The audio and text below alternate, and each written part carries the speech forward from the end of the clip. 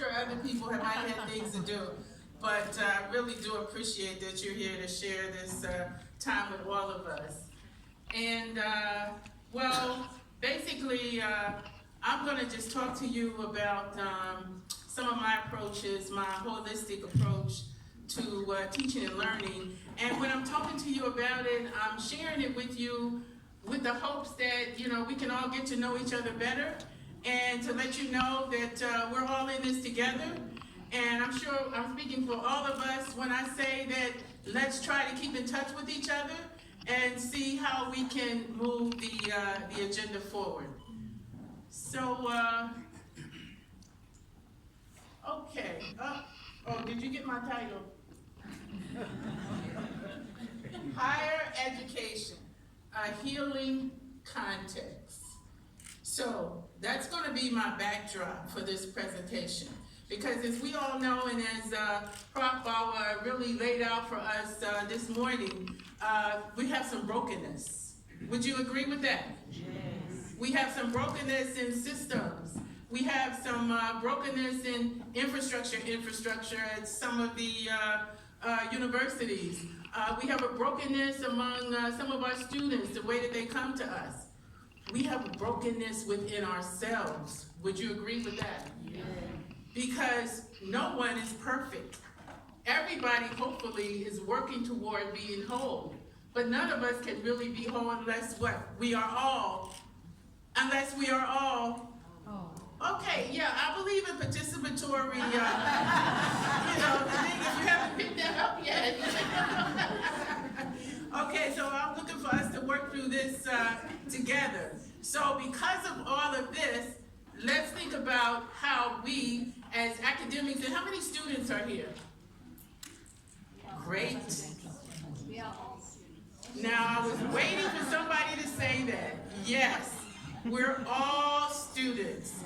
And I'm happy that those who are registered for degrees are here. And I do want to take a minute to recognize that in representation of all my students, I brought a PhD student with me. Where are you, Pendile?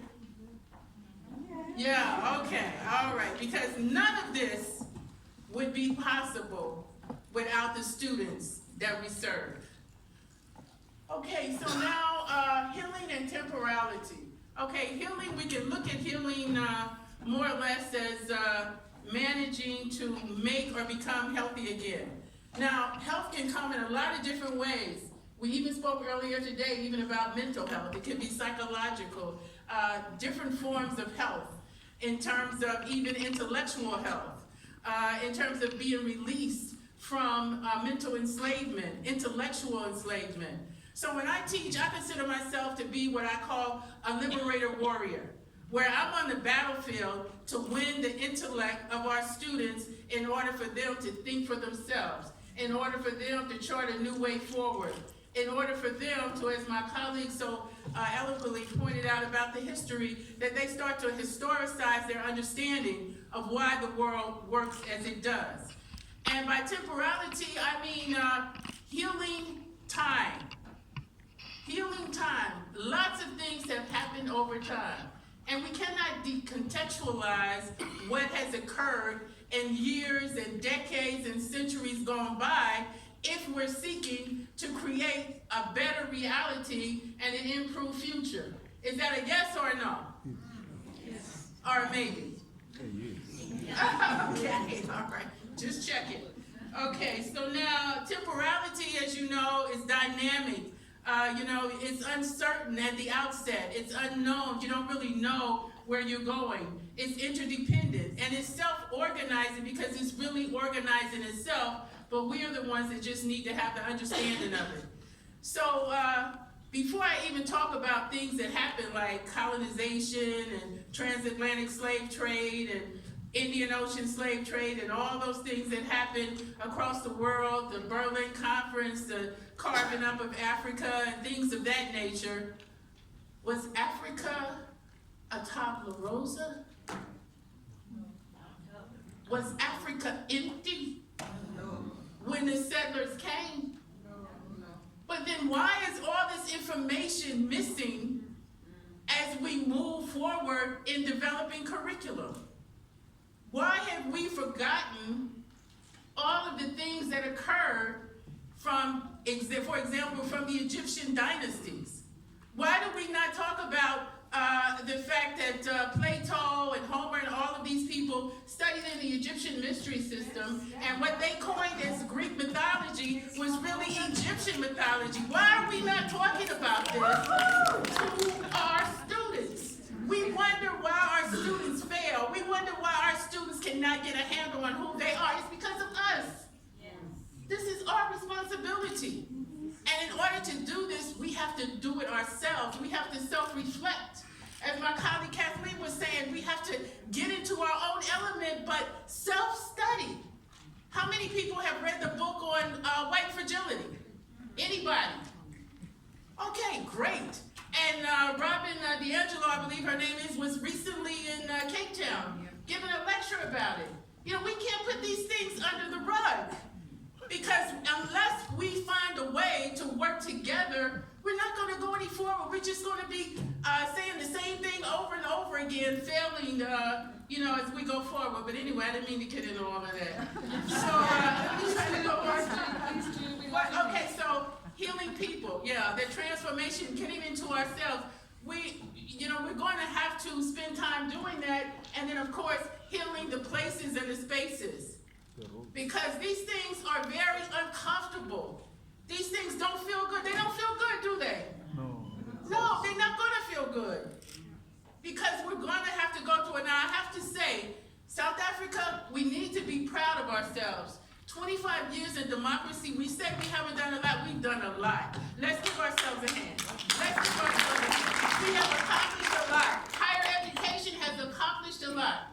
Now, you think about democracy, what was that, 1776 or something like that, when the U.S. and its Constitution, and if you're watching the news, you know that democracy is still a problem. It's still, things are not working. So these things don't happen overnight.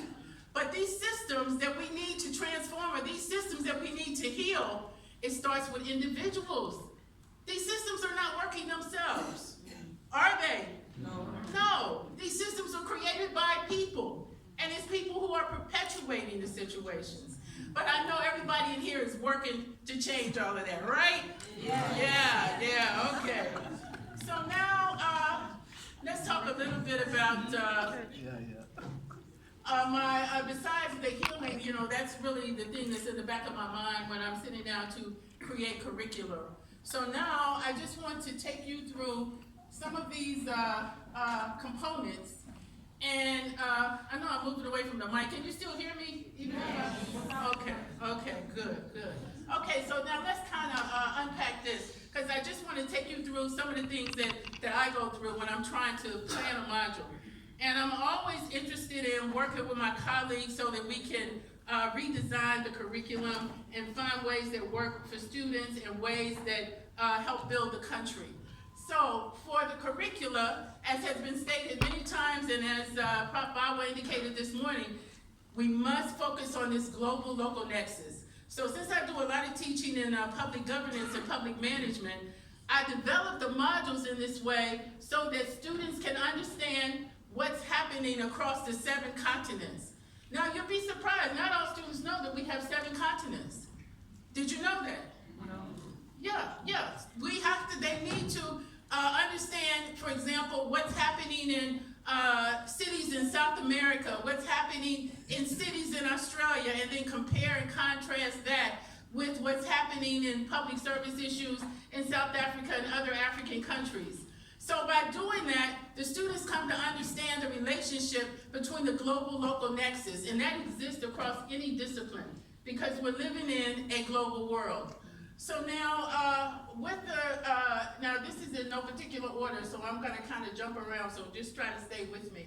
So with this curriculum development, I'm also thinking about what's gonna happen in the classroom and what I have learned from research in the community, that I can therefore develop curriculum in order to better teach the students in the classroom. So that's more so for undergrad. Of course, the research component enables the master's and the doctoral students to actually conduct the research in the community. So with that interaction between the classroom and the community, for undergrads, I use a lot of simulated activities. For example, on a particular module called Global and Regional Trends in Public Administration, you must be kidding. Oh, you giving me 3 minutes now? And, yeah, no, I'm not stopping at 3 minutes. No, I mean, I've been sitting there patiently. Okay, I'll keep going best I can. I'll take it under advisement. Okay, so now, with the context, one of the things that I try to stimulate in the context is epistemic freedom.